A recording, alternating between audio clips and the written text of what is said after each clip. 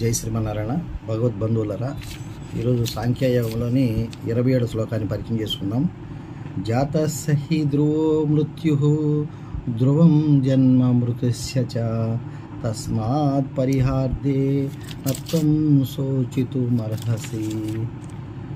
అర్జున, పుట్టిన వానికి మరణం తప్పదు, మరణించిన వారికి పునర్జన్మ తప్పదు, కనుక అనివార్యమైన విషయం గురించి నువ్వు శోకింప తగదు అని తెలియజేస్తున్నాడు. అనే వాక్యంలో ఆత్మ శాశ్వతం అని చెప్పాడు. అలాగే ఈరోజు చనిపోయిన వారు మళ్ళీ పుడతారు అని తెలియజేస్తున్నాడు. అలాగే మనం ఇంకొక విషయం తెలుసుకోవాలి ఇక్కడ. అంటే పుట్టిన ప్రతి ఒక్కడికి మరణం తప్పదు, అది జీవిత సత్యం. కానీ దీన్ని తప్పించుకునే దానికి భగవంతుడు ఇంకొక విషయాన్ని తెలియజేస్తున్నాడు. ఎవరైతే ఆయన్ని, అంటే భగవద్గీతలో ఇంకొక శ్లోకం ఉంది ఇక్కడ, మనకి జ్ఞాన కర్మ సన్యాస యోగం 4వ అధ్యాయంలో జన్మ కర్మచే దివ్యం ఏవం ఏతి తత్వతః తక్తం దేహ పునర్జన్మ నైతి మమేతి సో అర్జున. ఓ అర్జున, నా జన్మ అవతారములు కర్మములు దివ్యములు అనగా నిర్మలమైనవి, అలౌకికములు. ఈ తత్వరహస్యం తెలుసుకున్న వాడు ఎవరైతే ఉంటారో వాడు తనువు చాలించిన వెంబట మరలా జన్మింపడు కదా, మళ్ళీ నన్నే చేరతాడని చెప్తున్నాడు. కాబట్టి ఇక్కడ మీకు ఒక విషయం తెలుసుకోవాలి. ఏమంటే ఇప్పుడు ఉన్నటువంటి బ్రహ్మ పదవి కానీ యమ పదవి కానీ ఇవన్నీ కూడా బ్రహ్మాది పదవులు కూడా అన్నీ కూడా శాశ్వతం కాదు.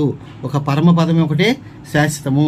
ఎవరైతే భగవంతుని నమ్ముకుంటారో, కృష్ణ భగవాన్ నమ్ముకొని భగవంతుడి యొక్క లీలల్లో భగవంతుడి కథల్లో ఉంటారో వాళ్ళు మాత్రమే నా పరమ పదము చేరుతాడని చెప్పని ఈ శ్లోకం ద్వారా తెలియజేస్తున్నాడు.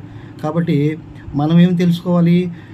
మనకున్నటువంటి ఈ యొక్క భాగవతంలో ఆయన యొక్క కథలే మనకి అన్నీ తెలియజేస్తాయి. కాబట్టి కృష్ణుడనే సంపూర్ణ అవతారం, రాముడు, అలా కొన్ని అవతారాలు ఉన్నాయి. వాటి గురించి, వాటి యొక్క విశేషాల గురించి మనం తెలుసుకుంటూ మన జీవనాన్ని, మన ఆలోచనని కూడా అటువైపు మరలిస్తే కొంతవరకు మనము ఈ పుట్టుట మరణించుట అనేది కొంతవరకు తప్పించిన వాళ్ళం అవుతాం. ఇంకొక విషయం ఏంటంటే, ఇప్పుడు మీకు రోజులో ఏదో ఒక సమయంలో కుదిరినప్పుడు ఈ వీడియోలు చూస్తే దాన్ని ప్రయత్నం చేయండి. ఎందుకంటే ఒక భగవద్గీత శ్లోకం విన్నా కూడా మనకి పుణ్యం కలుగుతుంది. అలాగే ఎక్కడైతే భగవంతుడి విషయాలు మనం చర్చిస్తామో, భగవంతుడి విషయాలు మనం మాట్లాడుకుంటామో ఖచ్చితంగా అక్కడ భగవంతుడు ఉంటాడనేది నిత్య సత్యము. కాబట్టి ఈ మరణము, పుట్టుట మరణము అన్నిటికీ తప్పదు అంటున్నాడు.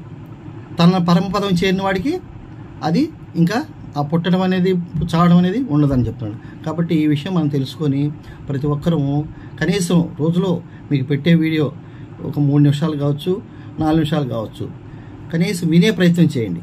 తర్వాత మీకు ఏదన్నా ఈ భగవద్గీతలో ఏమైనా సంశయాలు ఏమైనా ఉంటే నాకు మెసేజ్ రూపంలో పంపిస్తే నాకు చేతనైనంతలో మీకు నివృత్తి చేయగలను. కాబట్టి భగవద్బంధువులారా, మీ యొక్క ఆలోచనని భగవంతుని వైపు మళ్ళించండి. మనం కొన్ని జన్మలు తగ్గించుకొనైనా ముందుకెళ్ళే ప్రయత్నం చేద్దాము. జై శ్రీమన్నారాయణ. నెక్స్ట్ వీడియోలో మళ్ళీ కలుసుకుందాం.